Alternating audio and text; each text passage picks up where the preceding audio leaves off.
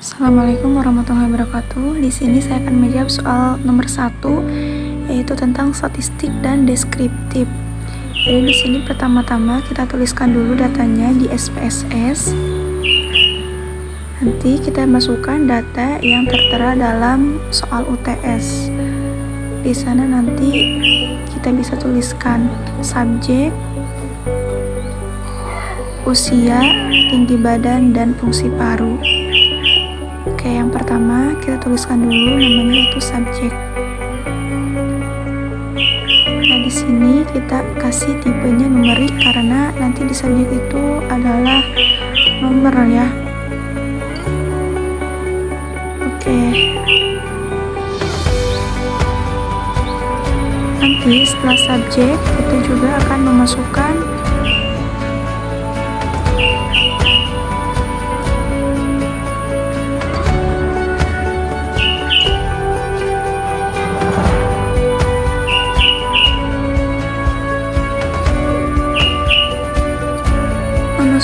usia ya. Jadi nanti kita masukkan usianya dari berapa sampai berapa. Nah, nanti di tipenya juga kita pakai numerik karena itu usia itu berhubungan dengan angka. Nah, di labelnya kita bisa tulis ya subjek itu bahwa itu nomor dan usia itu sama dengan umur gitu. Nah, kita kasih misalnya itu scale karena ini termasuk data yang ada tingkatannya gitu ya. Terus setelah nama usia kita kasih nama tinggi badan. Jadi nanti di data ini ada sebuah tinggi badan juga. Nah, mungkin dari namanya kita singkat dulu menjadi TB. Nah, untuk tipenya kita kasih numerik juga karena itu berhubungan dengan angka. Nah, untuk labelnya baru kita jelaskan yaitu bahwa nama TB itu artinya tinggi badan. Misalnya kita kasih scale juga. Setelah nama tinggi badan atau TB kita tambahkan lagi yaitu fungsi paru. Nah, kita tuliskan di sini namanya fungsi paru. Oke, untuk mempersingkat mungkin dituliskannya bukan fungsi paru, kita tuliskan dengan singkatan yaitu FUPAR atau fungsi paru. Nah, nanti kita jelaskan di label saja. Kita singkat di sini penamaannya yaitu FUPAR atau fungsi paru. Nah, untuk tipenya sendiri di sini sama seperti yang lainnya yaitu menggunakan numerik. Karena di fungsi paru ini kita menggunakan angka juga gitu. Nah, untuk labelnya kita kasih penjelasan bahwa FUPAR itu adalah fungsi paru. Measurenya sama yaitu scale. Nah, di sini desimalnya kita ganti aja. Kita ganti semuanya dengan angka 0. Karena supaya nanti tidak ada desimal di belakang komanya gitu ya. Jadi semuanya diganti dengan angka 0.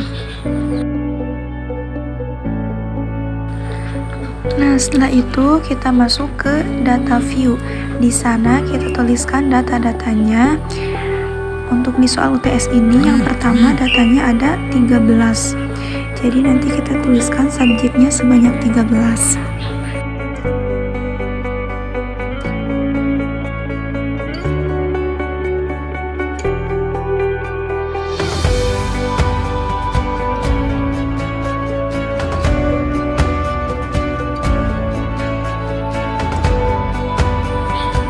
Setelah itu kita tuliskan juga usia. Kita tuliskan usianya berdasarkan subjek yang telah tertera di lembar UTS tadi. Yang pertama ada 22, 26, 31, 27, 30, 20, 27, 22, 24. Terus di subjek ke-11 itu ada umurnya 23, subjek 12 itu ada umurnya 18, dan yang terakhir di subjek 13 atau di nomor 13 itu ada umur 26. Nanti kita lanjutkan ke tinggi badan. Di sana nanti kita tuliskan tinggi badan sesuai dengan data yang terlampir di UTS. Yang pertama ada 170 cm, ada 178 cm, ada 163, dan selanjutnya sampai 13 subjek.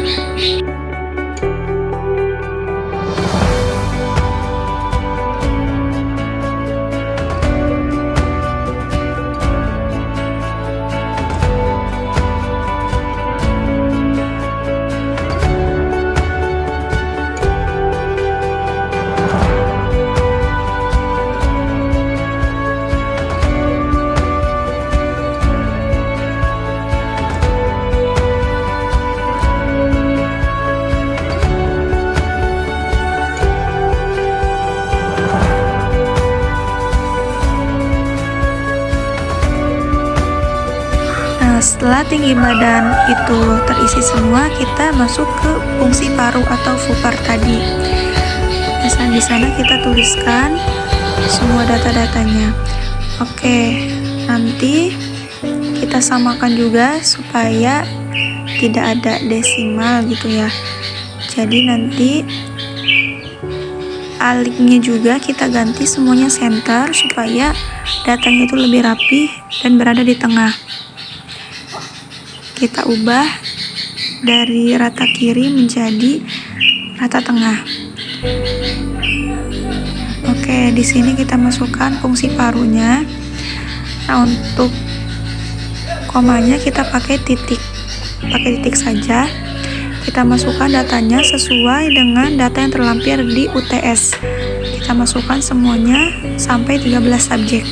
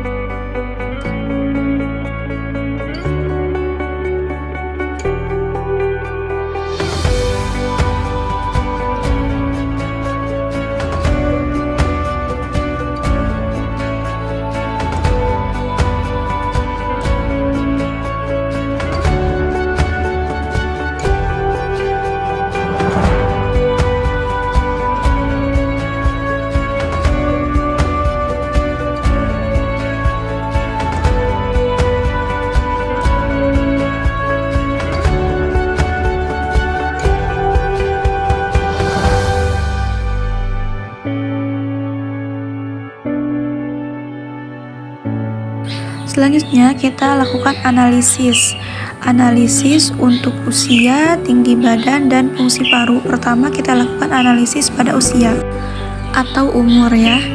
Nanti kita masukkan ke analisis, kita pilih deskriptif, terus kita pilih frekuensi. Nah, di sana kita masukkan umur atau usia itu ke variabelis. Jadi kita masukkan si usia atau umur tadi, terus kita atur formatnya di statistik. Yang pertama kita centang persentilnya, kita masukkan persentilnya itu yaitu 10 dan juga 90. Setelah itu nanti kita centang-centang semua yang ada di sini seperti mean, median, mode, sum. Kita centang, terus kita centang juga squamous, kurtosis, maksimum, minimum. Jadi nanti data ini akan muncul di SPSS atau di outputnya gitu. Saya masukkan dulu semuanya supaya nanti kita bisa terlihat semuanya, semua datanya itu bisa terlihat. Setelah sudah semuanya dicentang yang diperlukan untuk kita bisa klik continue. Setelah itu kita masuk ke chart. Nah, di chart kita pilih yang histogram. Nanti kita pilih histogram, terus centang juga yang di bawah histogram itu turn normal kurva. Kita centang juga. Setelah itu kita klik continue. Setelah ke chart, kita masuk ke format. Di sana sudah ada ascending. Karena di sana kita tidak akan ada perubahan, kita lanjut ke continue. Oke, di sana sudah semuanya. Nanti kita klik OK.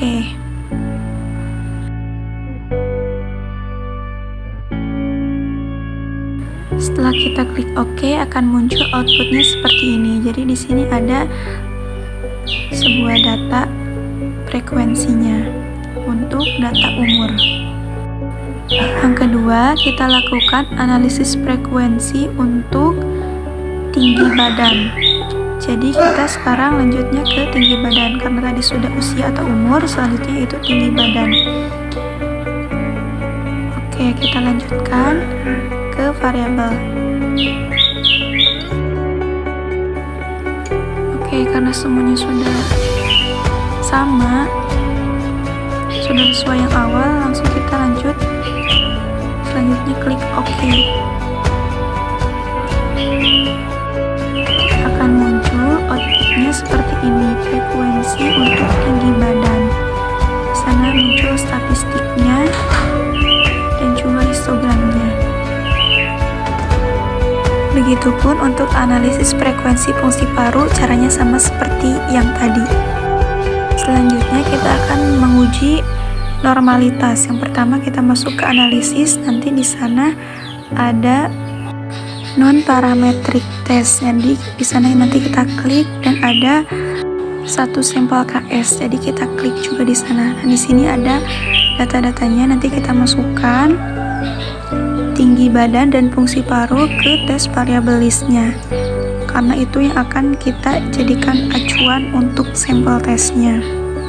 Kita masukkan tinggi badan dan juga fungsi paru ke tes variabel list. Nah, setelah itu nanti kita bisa klik OK. Nanti akan muncul hasil outputnya seperti ini. Oke, untuk soal pertama itu sudah tadi. Sekarang kita lanjut ke soal yang kedua, yaitu tentang uji validitas dan reliabilitas. Kita masukkan itemnya atau soal-soalnya. Di sana ada soal sebanyak 10. Nanti kita masukkan dengan nama di sini item 1 sampai item 10.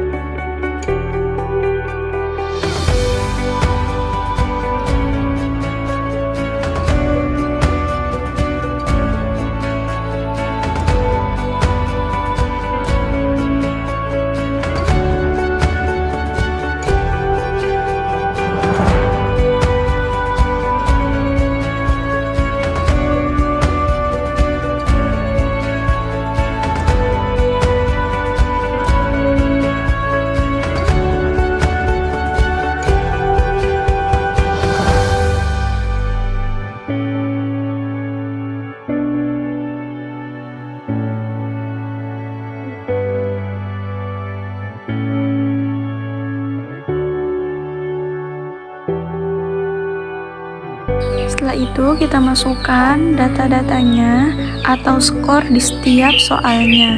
Nanti kita masukkan dari item 1 sampai item 10, nanti kita total skornya atau di sana ada skor totalnya.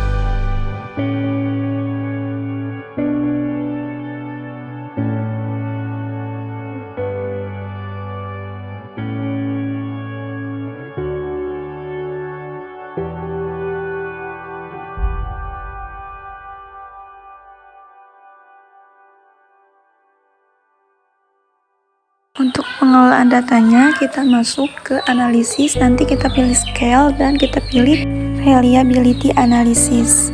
Nah, nanti kita masukkan semua itemnya, item 1 sampai item 10-nya ke items. Jadi nanti kita sisakan skor total saja. Jadi skor total tidak dimasukkan ke dalam items. Nanti di statistik kita ubah dulu beberapa pengaturannya. Setelah semuanya selesai, nanti kita klik OK. Dan ini adalah hasil dari outputnya. Jadi nanti kita bisa melihat validitas dan reliabilitas dari data tersebut. Oke, cukup sekian yang dapat saya sampaikan. Terima kasih. Wassalamualaikum warahmatullahi wabarakatuh.